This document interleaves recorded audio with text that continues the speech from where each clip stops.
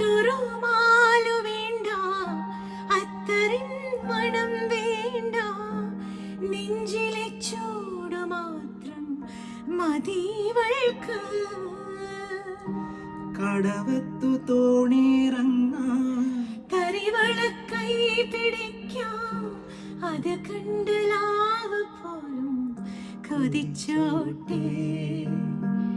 കല്ലായി കടവത്തെ കാറ്റൊന്നും മിണ്ടിലേ, മണിമാരൻ വരുമെന്ന് ചൊല്ലിയില്ലേ. വരുമെന്നു പറഞ്ഞിട്ടും